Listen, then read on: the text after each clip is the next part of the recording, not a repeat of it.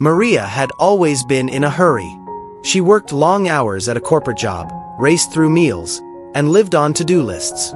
Every morning, she rushed out the door with her phone in one hand and coffee in the other, barely pausing to greet her neighbors or even kiss her daughter goodbye. "I just don't have time," she often said. Time, for Maria, was a resource always in shortage. Something to chase, fight, and sometimes curse. But everything changed on a rainy Tuesday morning. Maria was driving to an early meeting, her phone buzzing with back-to-back messages. As she glanced down to silence a call, a truck ran a red light and slammed into her car. She woke up 3 days later in the hospital. Her body was sore, her head bandaged, and the doctors were amazed she survived.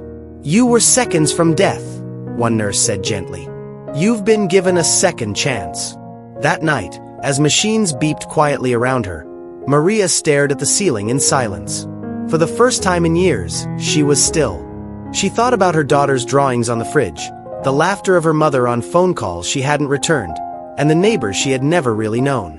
She had been so busy surviving, she had forgotten to live.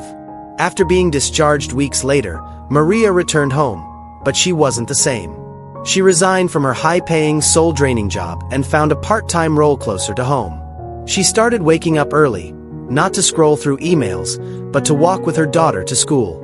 She learned the names of her neighbors, and more importantly, their stories. She began volunteering at a youth center on weekends, mentoring young girls who had dreams but no guidance.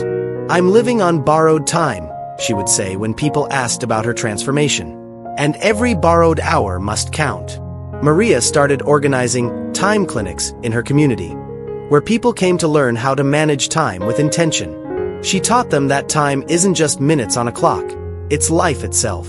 Every minute wasted is a piece of life that won't return. Within a year, Maria's story became a beacon of hope. Not because she became famous or rich, but because she lived fully, moment by moment, breath by breath. She didn't wait to make big moves.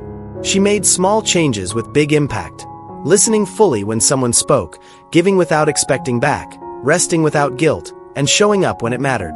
One evening, as she sat by her porch with her daughter, watching the sunset in silence, her daughter leaned in and said, "Mom, you're not busy anymore. You're present." Maria smiled, holding her daughter's hand. "Yes, sweetheart, because I finally learned that time isn't just passing, it's living. And I choose to live every bit of it." Moral of the story: time is not just a schedule, it is your life in motion. Every moment is either invested or wasted. Use your time wisely, and you will earn a life truly worth living.